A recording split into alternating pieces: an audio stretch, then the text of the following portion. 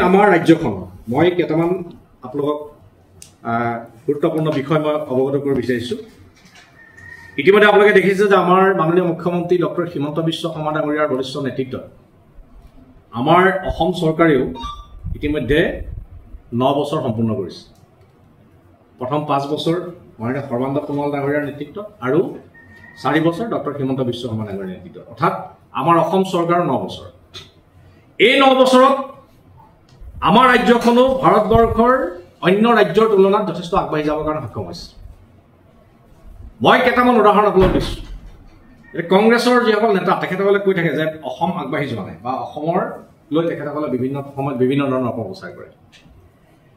2014 চনত যেতিয়া তৰুণ গগৈ ডাঙৰীয়াই 2016 চনত যেতিয়া চৰকাৰ এৰি থৈ গৈছিল, সেই সময়ত অসমৰ GSDP আছিলে মাত্ৰ 1.5 লাখ কোটি টকা, 1.5 লাখ crore।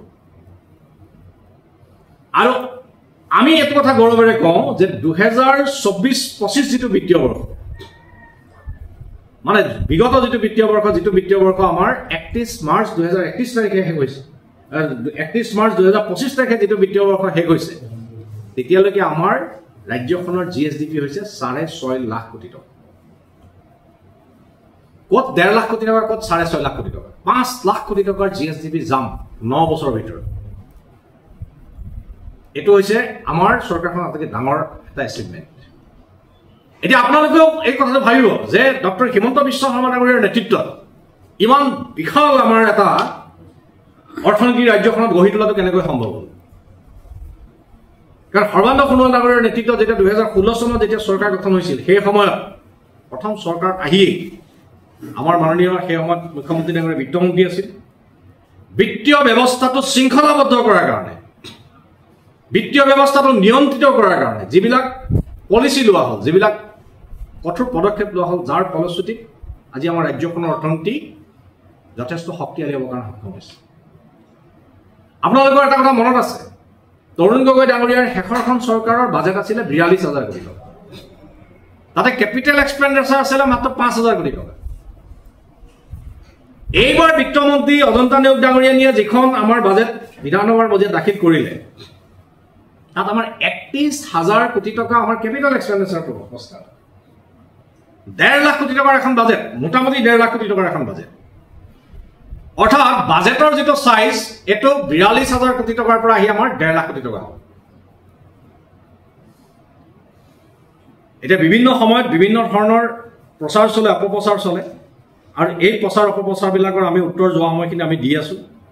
যোৱা সময়খিনিত আমাৰ ৰাজ্যখনত বিশেষকৈ 1.19 লাখ অৰ্থাৎ 1.19 লাখ চৰকাৰী চাকৰি দিয়া হৈছে।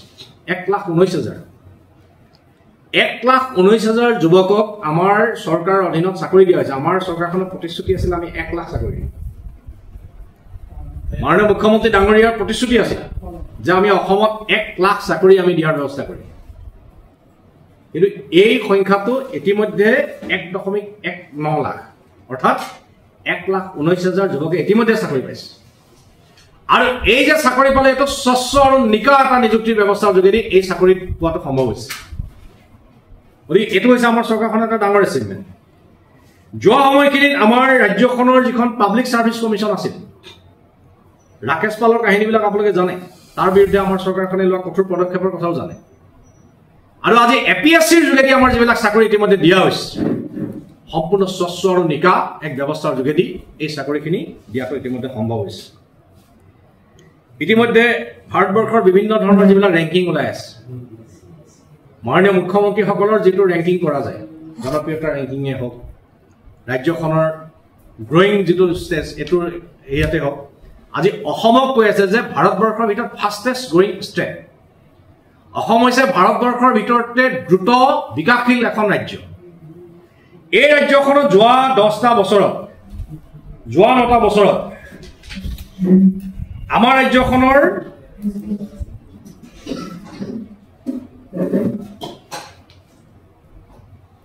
বিশেষভাৱে 53,000 কিলোমিটাৰ আমাৰ বিভিন্ন ৰাস্তা পদূলি ইয়াত ইতিমধ্যে নিৰ্মাণ হৈছে। 53,000 কিলোমিটাৰ 5খন ইতিমধ্যে দলং আপোনালোকে ব্ৰহ্মপুত্ৰৰ বুকুত নিৰ্মাণ হৈ থকা দেখিছে ফুলবাৰী ব্ৰিজৰ পৰা আৰম্ভ কৰি একেবাৰে আমাৰ মাজুলী আৰু যোৰহাট সংযোগী ব্ৰিজলৈকে এই 5খন নতুন ব্ৰিজ ইতিমধ্যে প্ৰতিৰক্ষা বিভাগে ইতিমধ্যে ব্ৰহ্মপুত্ৰৰ তলেদি নুমলীগড় আৰু গহপুৰ সংযোগ কৰি যিখন দলং তাৰ ডিপিআৰ ইতিমধ্যে ফাইনেল কৰিছে আপোনালোকে আৰু এটা কথা মন কৰিব যে ভাৰতীয় জনতা পাৰ্টিৰ চৰকাৰ মোদী ডাঙৰীয়াক আমি এই কাৰণে ধন্যবাদ জনাওঁ যে বিজেপি চৰকাৰে অসমক যিমান দিছে অসম তথা উত্তৰ পূৰ্বাঞ্চলক যিমান গুৰুত্ব দিছে পূৰ্বে কোনো চৰকাৰে দিয়া নাছিল আজি ৰেলপথ ডাবলিঙৰ কথাটো মই আগতে এবাৰ কৈছো এতিয়াও কৈছো কোনো চৰকাৰে গুৰুত্ব দিয়া নাছিল আমাৰ যিবিলাক ৰেলৱে ষ্টেচন এই ৰেলৱে ষ্টেচনবিলাক এটা বিশ্ব মানদণ্ডৰ ৰেলৱে ষ্টেচন হিচাপে এতিয়া উন্নীত কৰা হৈছে কেইদিনমান আগতে নগাঁৱৰ শৈবৰগাঁও যিটো ষ্টেচন এই ষ্টেচনটো উদ্বোধনৰ দিনাখন চাইছো যে এনেকুৱা ধৰণৰ ৰেলৱে ষ্টেচন অসমৰ বুকুত নিৰ্মাণ হ'ব এইটো কংগ্ৰেছৰ যেতিয়া চৰকাৰ আছিল এই চৰকাৰ থকা সময়ত আমি কেতিয়াও কল্পনা কৰিব পৰা নাছিলো আজি ইষ্ট ৱেষ্ট কৰিডৰ আজি চাইলেনযুক্ত ৰাষ্ট্ৰীয় ঘাইপথ ইতিমধ্যে ডিগবৈ ক্ৰছ কৰিছে আৰু এইফালে উত্তৰ পাৰত গহপুৰলৈকে ইতিমধ্যে নিৰ্মাণ হৈছে আৰু ইফালেও নিৰ্মাণৰ কাৰণে ইতিমধ্যে এটা ছাৰ্ভে চলি আছে চাইলেনযুক্ত ৰাষ্ট্ৰীয় ঘাইপথে মোটামুটি আমাৰ ৰাজ্যখনৰ সকলো অংশ ইতিমধ্যে কভাৰ কৰিছে বঙাইগাঁও জিলা এই যিটো অভয়াপুৰীত মাল্টি মডেল লজিষ্টিক হাব ইতিমধ্যে নিৰ্মাণ হ'ল আমি পূৰ্বতে কোনো কল্পনা কৰা নাছিলো যে কেন্দ্ৰীয় চৰকাৰে মোদী ডাঙৰীয়াৰ চৰকাৰে বঙাইগাঁৱৰ নিচিনা জিলাত এনেকুৱা ধৰণৰ এটা আমাক ইনফ্ৰাষ্ট্ৰাকচাৰ দিব আমি কেতিয়াও ভবা নাছিলো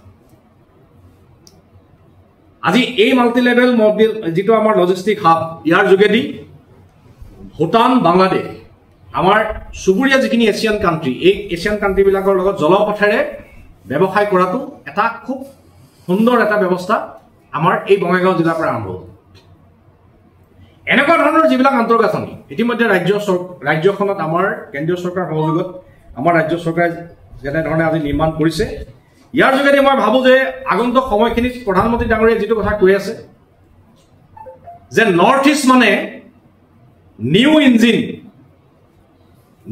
অফ ডেভেলপিং ইণ্ডিয়া যে ভাৰতবৰ্ষৰ বিকাশৰ এইটো এটা নতুন ইঞ্জিন আৰু যাৰ যোগেদি আজি অসম তথা উত্তৰ পূৰ্বাঞ্চলত সাউথ ইষ্ট এছিয়াৰ হাব হিচাপে নিৰ্মাণ কৰাৰ কাৰণে মোদী ডাঙৰীয়াৰ যিটো সপোন এই সপোন আজি বাস্তৱায়িত হ'বলৈ গৈ আছে আজি প্ৰথম পদক্ষেপ হিচাপে আমাৰ মাল্টি মডেল লজিষ্টিক হাব নিৰ্মাণ হ'ল ইতিমধ্যে আমাৰ বৰঝাৰ যিটো লোকপ্ৰিয় গোপীনাথ বৰদলৈ বিমানবন্দৰ এইটো উন্নীতকৰণৰ কাম ইতিমধ্যে চলি আছে যাৰ যোগেদি এইটো এটা আন্তৰ্জাতিক বিমানবন্দৰ হিচাপে আমাৰ এছিয়ান কাণ্ট্ৰিবিলাকৰ লগত ইয়াৰ সংযোগ স্থাপনৰ কাৰণে যিটো ব্যৱস্থা এই ব্যৱস্থাটো ইতিমধ্যে আমাৰ চৰকাৰখনৰ ফালৰ পৰা ইয়াৰ ইতিমধ্যে পৰিকল্পনা হৈছে ইয়াৰ উপৰিও আজি ডিব্ৰুগড়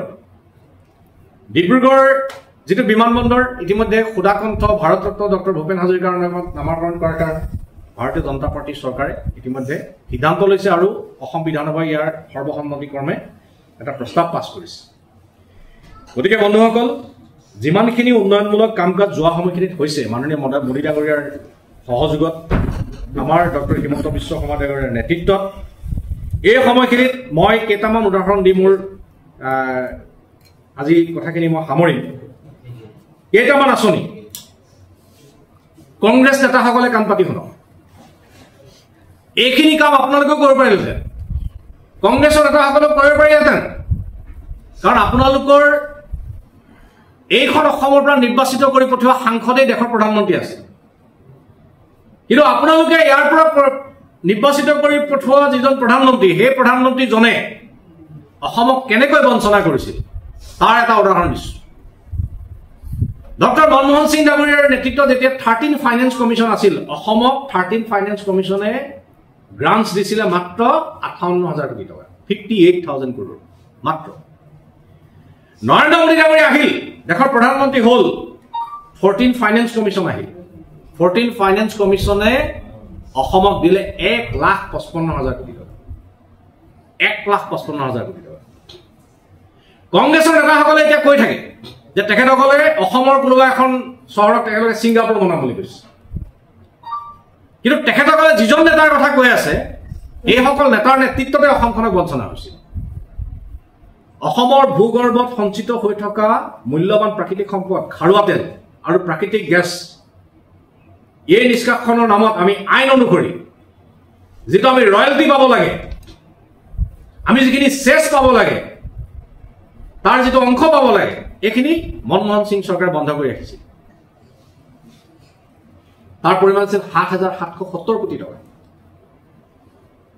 সেই সময়ত কংগ্ৰেছৰ এই যিবিলাক নেতা বৰ্তমান যিবিলাকে আমাৰ চৰকাৰখনক সমালোচনা কৰে, তেখেতসকলৰ কিন্তু মুখৰ মাত নাছিল।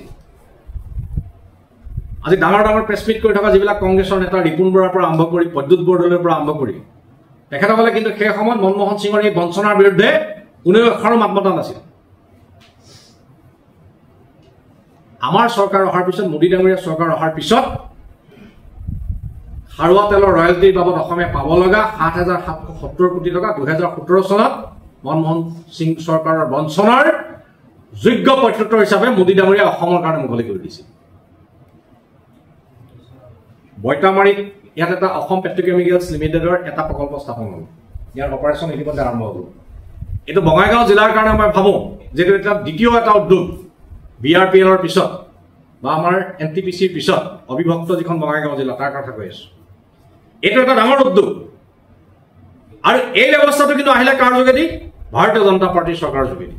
কংগ্ৰেছৰ চৰকাৰে কোনো দিনেই এই নামনি অসমৰ বিকাশৰ কাৰণে তেখেতসকলে এনেধৰণৰ কোনো ইতিবাচক চিন্তা তেওঁলোকে যোৱা সময়খিনি কৰিব পৰা নাছিল বা কৰা নাছিল। গতিকে বন্ধুসকল, আজি আপোনালোকক মই এটা কথা কৈছোঁ, 15 ফাইনেন্স কমিশ্যনত আমাৰ ৰাজ্যখনে ইতিমধ্যে প্ৰায় ৩.৫ লাখ কোটি টকা লাভ কৰিছে। 16 ফাইনেন্স কমিশ্যন আহি আছে। 16 ফাইনেন্স কমিশ্যনে আমাৰ ৰাজ্যখনক আৰু অধিক ধনৰ যোগান দিব বুলি আমি বিশ্বাস কৰিছোঁ। ইতিমধ্যে মাননীয় মুখ্যমন্ত্ৰী ডক্টৰ হিমন্ত বিশ্ব শৰ্মা ডাঙৰীয়াৰ নেতৃত্বত আমাৰ ৰাজ্যখন বিকাশৰ দিশত আগবাঢ়ি গৈছে।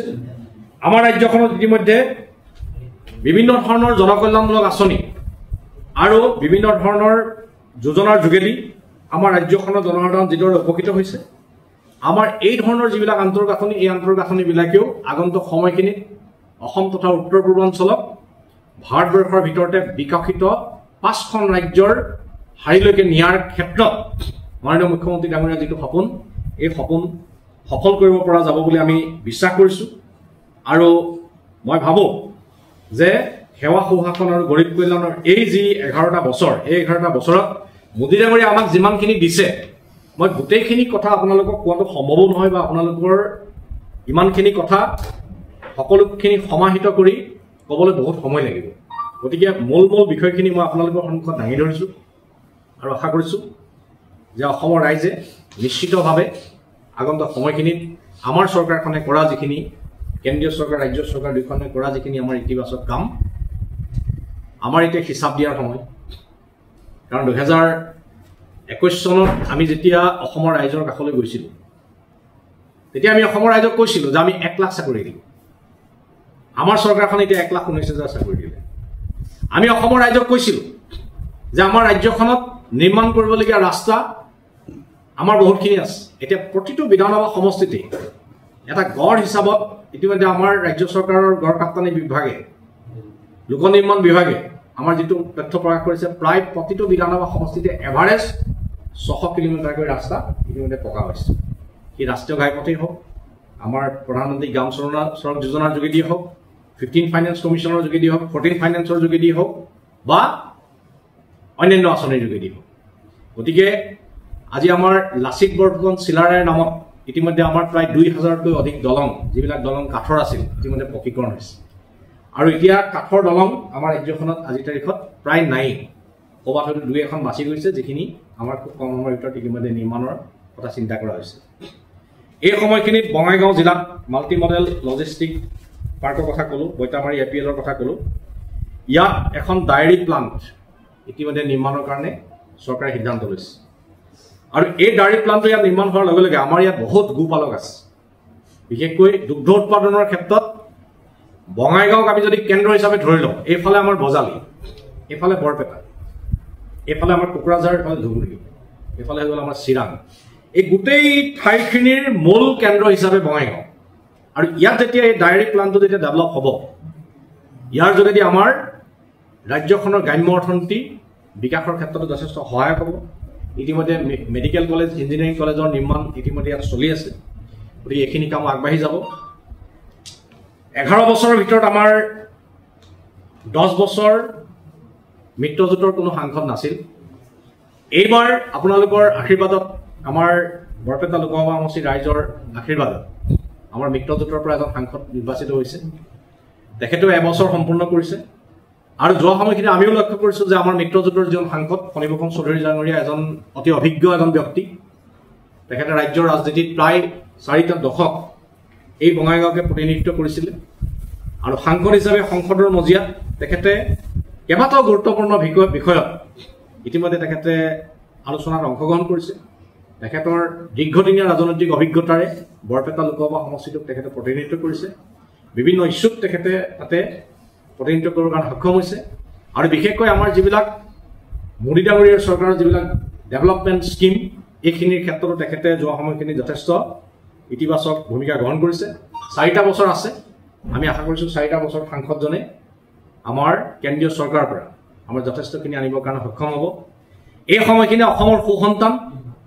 সৰ্বানন্দ সোণোৱাল ডাঙৰীয়া কেন্দ্ৰীয় চৰকাৰৰ মন্ত্ৰী তেখেতৰ বিভাগৰ যোগেদিয়ে মাল্টি মডেল লজিষ্টিক হাব ইতিমধ্যে নিৰ্মাণ হ'ল তাৰ উপৰি আমাৰ পবিত্ৰ মাৰ্ঘেৰিটা ডাঙৰীয়া ইতিমধ্যে বৈদেশিক পৰিক্ৰমাৰ উপৰিও তেখেতে বস্ত্ৰ মন্ত্ৰী হিচাপে দায়িত্ব লাভ কৰিছে গতিকে বস্ত্ৰ উৎপাদনৰ ক্ষেত্ৰত আমাৰ ধুবুৰী অবিভক্ত আমাৰ যি গোৱালপাৰা জিলা ইয়াত যথেষ্ট স্কোপ আছে এই ক্ষেত্ৰত তেখেতে ইতিমধ্যে বিভিন্ন ধৰণৰ পদক্ষেপ গ্ৰহণ কৰিছে বিশেষকৈ জুট বৰ্ড যিটো মৰাপাটৰ পৰা উৎপাদিত সামগ্ৰীৰ কাৰণে যিটো জুট বৰ্ড আছে এই জুট বৰ্ডৰ ক্ষেত্ৰত তেখেতে বিশেষ গুৰুত্ব দিছে আৰু এই যিখন আমাৰ উত্তৰ পূবেই নহয় পশ্চিমবংগ বিহাৰ উত্তৰ পূৰ্বাঞ্চল সকলো ৰাজ্যৰ ভিতৰত আমাৰ অসমৰ এই নামনি অসমতে যথেষ্ট সংখ্যক মৰাপাট উৎপাদন হয় গতিকে আগন্তুক সময়খিনিত আমাৰ চৰকাৰখনে এইখিনি ক্ষেত্ৰতো গুৰুত্ব দিছে আমি ভাবোঁ যে যিদৰে আজি কেন্দ্ৰীয় চৰকাৰে আমাৰ ৰাজ্যখনৰ পৰা নিৰ্বাচিত হৈ যোৱা সাংসদসকলক মন্ত্ৰীৰ দায়িত্ব দিছে বা অন্যান্য দায়িত্ব দিছে তেখেতসকলে যথেষ্ট